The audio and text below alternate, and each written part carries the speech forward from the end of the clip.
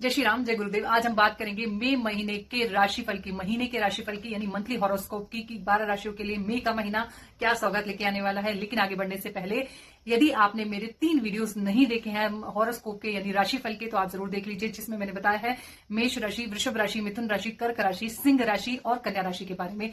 आज हम इस वीडियो में बात करेंगे तुला राशि और वृश्चिक राशि की, कि तुला राशि और वृश्चिक राशि के लिए मई का महीना क्या सौगात लेके आने वाला है। लेकिन आगे बढ़ने से पहले यदि आप चैनल पर फर्स्ट टाइम आए हैं तो आप इस चैनल को सब्सक्राइब कर लीजिए, जिससे कि आगे के वीडियोस, आगे के अपडेट्स आपको बैक टू बैक अवेलेबल हो सके। तो सबसे पहले बात करते हैं हम तुला राशि वालों के लिए मई के महीना क्या सौगात लेके आने वाला है। तुला राशि वालों के लिए मई महीने का राशिफल। सबसे पहले आप स्क्रीन पर देखिए कि गोचर कुंडली में ग्रह कहाँ बैठे हुए हैं। तुला राशि की गोचर कुंडली है, यानी तुला राशि में इस समय पर सारे प्लैनेट्स कहाँ गोचर कर रहे हैं, ये वो कुंडली है। इसी के आधार पर तुला राशि की प्रेडिक्शंस निकलेंगी।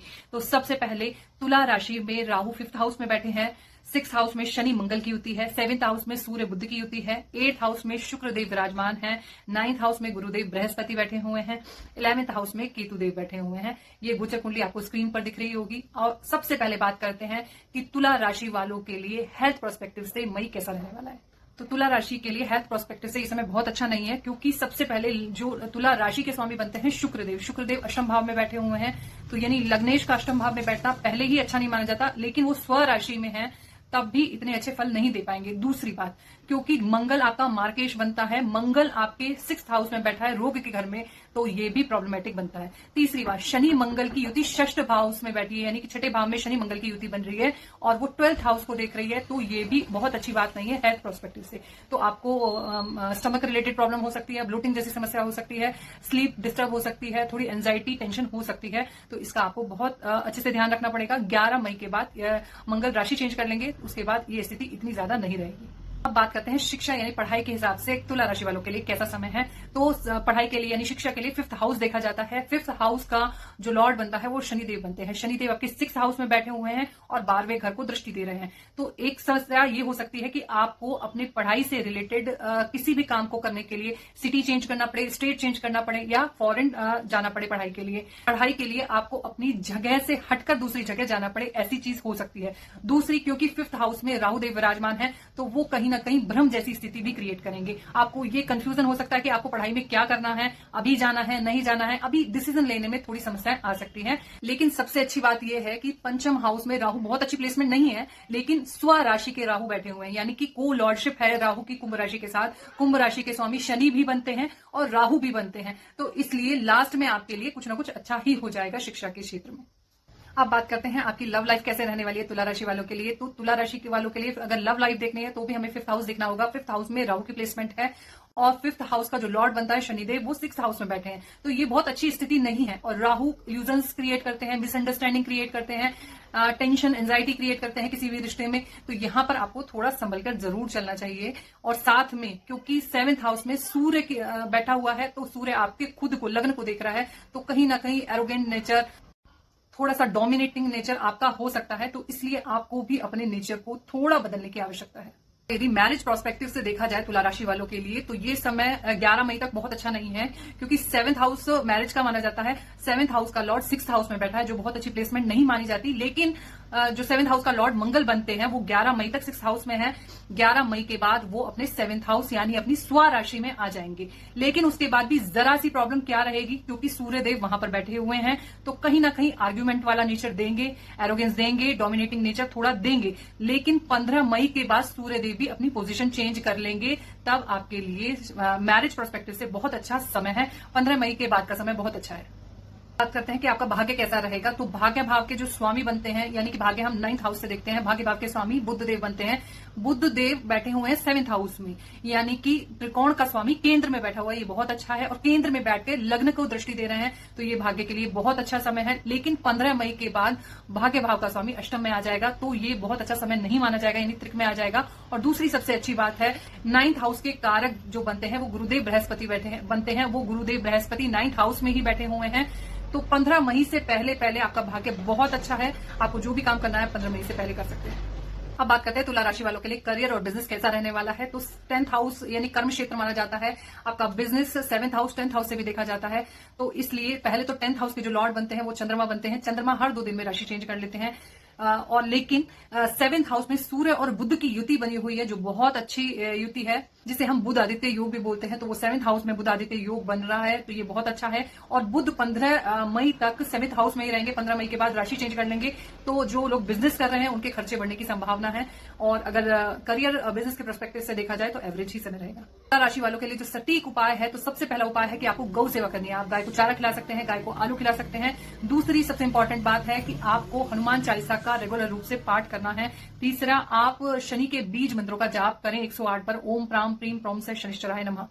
अब बात करते हैं हम वृश्चिक राशि वालों के लिए। वृश्चिक राशि वालों के लिए मई 2026 का महीना कैसा रहने वाला है, तो सबसे पहले आपको स्क्रीन पर जन्म कुंडली दिख रही होगी। ये गोचर की कुंडली है, यानी वृश्चिक राशि में इस टाइम पर ग्रह कहां गोचर कर रहे हैं वो पोजीशन आप स्क्रीन पर देखिए। वृश्चिक राशि में 4th हाउस में राहुदेव विराजमान है, 10th हाउस में केतुदेव विराजमान है, और 5th हाउस में शनि मंगल की युति है, 6th हाउस में सूर्य बुध की युति है, 7th हाउस में शुक्रदेव विराजमान है, 8th हाउस में गुरुदेव बृहस्पति है। वृश्चिक राशि वालों की हेल्थ कैसी रहने वाली है, तो हेल्थ के पर्सपेक्टिव से यदि देखा जाए तो आपकी राशि का जो स्वामी है वो 5th हाउस में बैठे हैं। ये 11 मई तक 5th हाउस में रहेंगे, फिर 6th हाउस में आ जाएंगे। तो यानी लग्न का स्वामी 6th हाउस में आता है तो बहुत अच्छा नहीं, थोड़ा सा ब्लड रिलेटेड इश्यूज आ सकते हैं, ब्लड प्रेशर बढ़ सकता है। गुरुदेव बृहस्पति आपके 8th हाउस में बैठे हुए हैं, तो आपको स्टमक से रिलेटेड इश्यूज आ सकते हैं, ब्लोटिंग होना या स्टमक अपसेट होना, ये चीजें आपको देखने के लिए मिल सकती हैं। और इस समय पर आपको 11 मई के बाद थोड़ा हेल्थ का ध्यान रखना बहुत इंपॉर्टेंट है।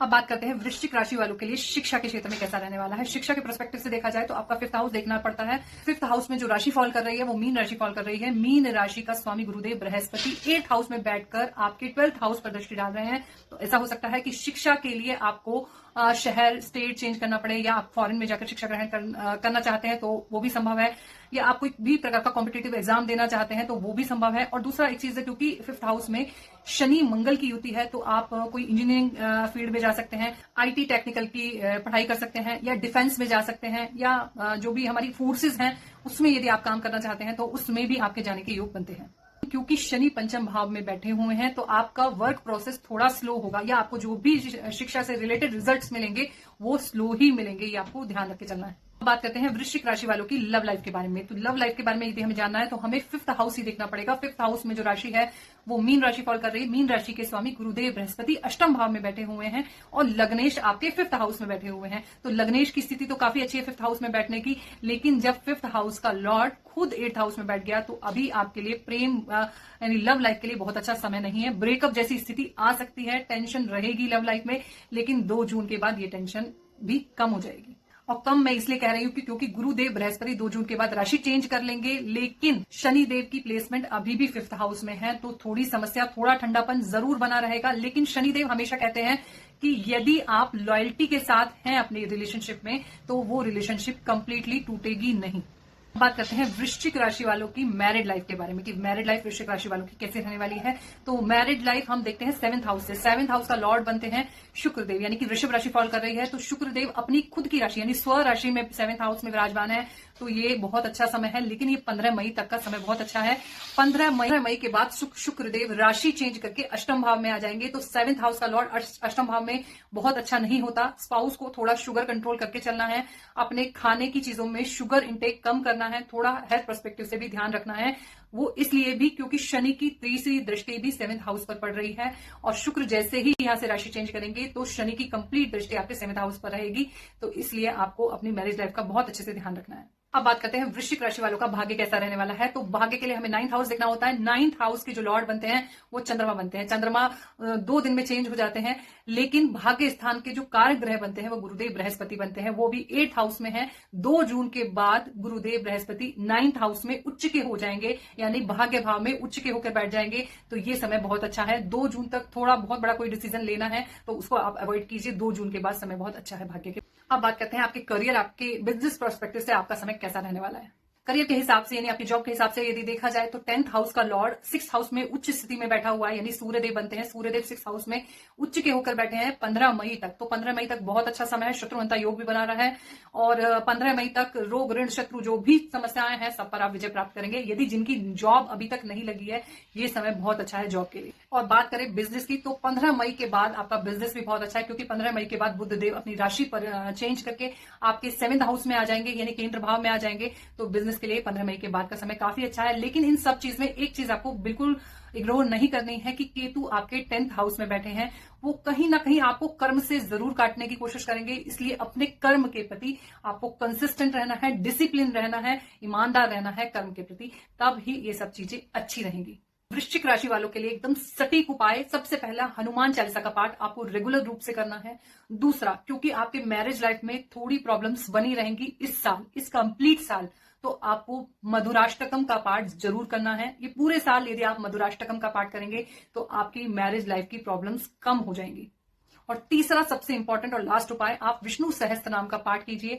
आपके जीवन में, आपके कर्म में स्टेबिलिटी आएगी, आपके बिजनेस में अच्छा रहेगा। तो आप यदि विष्णु सहस्त्र नाम का पाठ करते हैं तो बहुत अच्छे रिजल्ट्स आपको मिलेंगे ही मिलेंगे।